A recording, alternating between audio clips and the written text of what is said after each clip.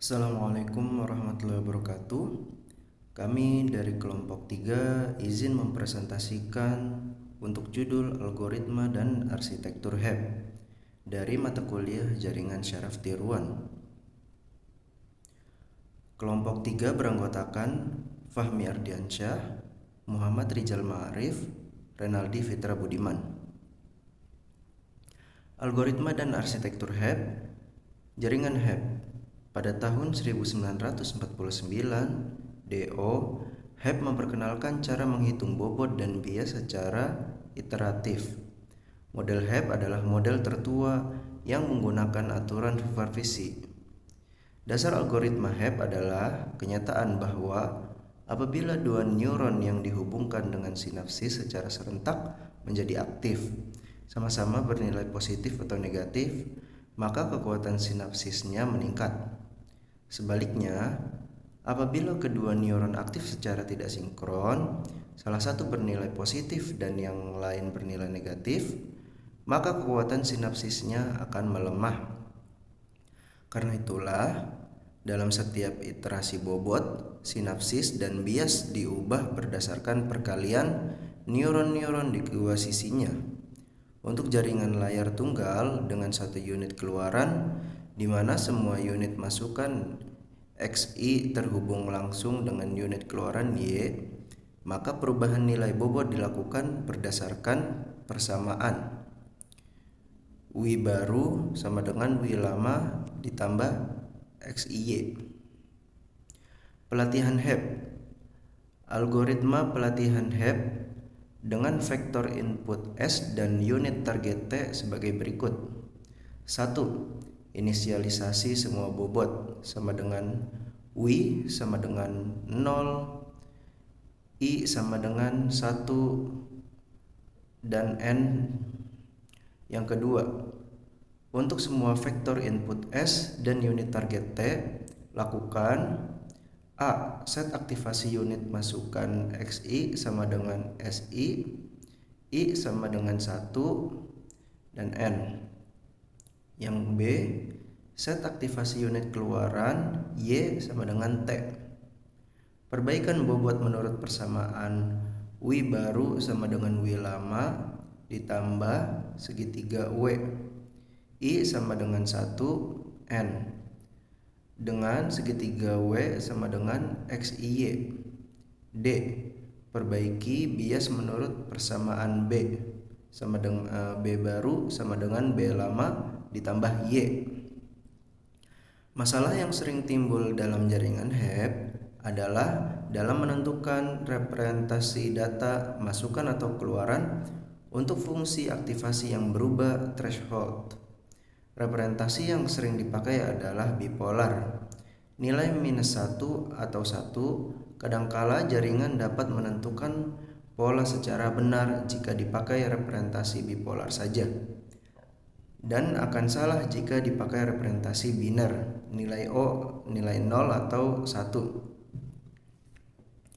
Contoh, buatlah jaringan HEP untuk menyatakan fungsi logika, dan jika representasi masukan atau keluaran yang dipakai adalah biner, masukan biner dan keluaran bipolar, masukan dan keluaran bipolar. Penyelesaian. A. Tabel masukan dan target adalah biner, baik masukan maupun keluaran semuanya bernilai 0 atau 1. Bisa dilihat dari tabel 1.1 IND dengan biner. Mula-mula, semua bobot dan bias diberi nilai sama dengan 0. Untuk setiap data masukan dan target, perubahan bobot dihitung dari perkalian data masukan dan targetnya. Untuk rumusnya bisa dilihat, bobot W baru sama dengan W lama ditambah segitiga W I sama dengan 1,2. Hasil iterasi bobot menggunakan rumus tersebut tampak pada tabel 1.2. Bisa dilihat untuk tabel 1.2-nya, literasi bobot biner. Tampak bahwa bobot hanya berubah akibat pasangan data pertama saja. Pada data kedua hingga keempat tidak ada perubahan bobot karena target sama dengan 0, sehingga perubahan bobot hasil kali masukan dan target juga sama dengan 0. Jadi menurut iterasi tabel 1.2, bobot jaringan akhir adalah W1 sama dengan 1, W2 sama dengan 1, dan B sama dengan 1. Bisa dilihat untuk rumusnya. Kalau diuji cobakan pada setiap data masukan, maka akan diperoleh hasil seperti pada tabel 1.3. Tampak bahwa nilai F net tidak sama dengan target yang dimaksudkan dalam fungsi dan.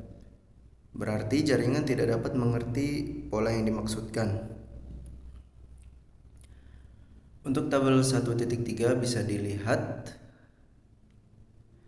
hasil algoritma dengan biner. B.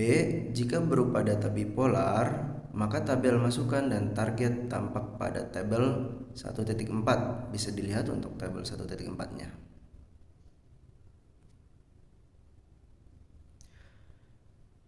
Pada tabel 1.5 bisa dilihat hasil iterasi masukan biner dan keluaran bipolar. Bisa dilihat untuk tabelnya. Diperoleh W1 sama dengan 0, W2 sama dengan 0, dan B sama dengan -2. Kalau ini diuji cobakan pada data masukan, maka akan diperoleh hasil seperti pada tabel 1.6. Bisa dilihat untuk tabel 1.6-nya hasil algoritma dengan masukan biner dan keluaran bipolar. Tampak bahwa jaringan tidak memberi respon yang benar yang sesuai dengan fungsi logika dan. C. Tabel masukan dan target data bipolar tampak pada tabel 1.7. Bisa dilihat tabel 1.7 adalah IND dengan bipolar. Untuk tabel 1.8 iterasi dengan bipolar. Diperoleh W1 sama dengan 2, W2 sama dengan 2, dan B sama dengan -2. Untuk rumusnya bisa dilihat di bawah. Yang berikutnya adalah kalau diuji cobakan maka akan diperoleh hasil seperti tabel di bawah ini. Bisa dilihat untuk tabel 1.9. Hasil algoritma dengan bipolar. Respon jaringan terhadap semua vektor masukan pada tabel 2.9 sama seperti tabel fungsi logika dan dalam bentuk bipolar. Berarti jaringan mampu mengenali pola dengan tepat. Berdasarkan ketiga kasus di atas, tampak bahwa dalam jaringan HEP bisa tidaknya suatu jaringan mengenali pola tidak hanya ditentukan oleh algoritma untuk merevisi bobot, tapi juga dari bagaimana bentuk representasi data yang dipakai. Ada kalanya kelemahan jaringan HEP tidak selalu dapat mengenali pola, baik menggunakan bentuk biner maupun bipolar. Yang berikutnya adalah pengenalan pola karakter pada HEP. Jaringan HEP dapat pula dipakai untuk mengenali pola. Caranya dengan melatih jaringan untuk membedakan dua macam pola. Untuk jelasnya, perhatikan contoh berikut ini. Contoh, diketahui dua buah pola seperti X dan O pada gambar 2.2 digunakan jaringan HEP untuk mengenali pola tersebut. Pola yang pertama adalah bentuk X dan pola yang kedua adalah bentuk 0 atau O. Penyelesaiannya, untuk merepresentasikan kasus tersebut dalam jaringan HEP, tiap karakter pola dianggap sebagai sebuah unit masukan. Misalkan karakter pagar dalam pola diberi nilai sama dengan 1 dan karakter titik diberi nilai sama dengan -1. Karena setiap pola terdiri dari 5 baris dan 5 kolom, 5 kali 5, berarti jaringan HEP terdiri dari 25 unit. Masukkan X1 sampai dengan X25,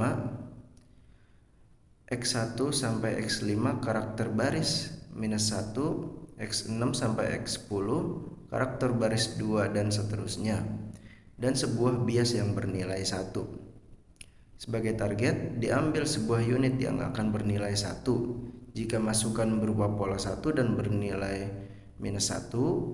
Jika masukan berupa pola 2, unit masukan dan target yang harus direpresentasikan ke jaringan adalah sebagai berikut. Bisa dilihat pada tabel 2.10. Yang berikutnya, jika pola pertama dimasukkan berupa pola yang terjadi merupakan hasil kali antara target dengan masukan pertama. Karena target 1, maka hasil kali ini akan sama dengan pola pertama. Jadi, bobot jaringan setelah pola pertama dimasukkan sama dengan nilai pola pertama. Bisa dilihat untuk rumusnya, dan hasilnya adalah bobot bias adalah 1. Perkalian masukan kedua dengan targetnya menghasilkan segitiga I sama dengan 1 sampai dengan 25. Bisa dilihat untuk rumusnya. Dan perubahan bobot bias sama dengan segitiga B sama dengan minus 1, titik 1 sama dengan minus 1. Jika segitiga W ditambahkan ke bobot jaringan, hasil pola pertama maka diperoleh bobot finalnya adalah, bisa dilihat untuk hasil bobot biasnya sama dengan 1 ditambah minus 1 sama dengan 0. Sebagai uji apakah bobot ini dapat memisahkan kedua pola, maka dilakukan perkalian antara nilai urut masukan tiap pola dengan bobot final. Untuk pola 1 bisa dilihat untuk hasil akhirnya adalah maka F net sama dengan 1. Untuk yang kedua, F net sama dengan minus 1. Tampak bahwa untuk kedua pola, keluaran jaringan sama dengan target yang diinginkan. Berarti, jaringan telah mengenali pola dengan baik.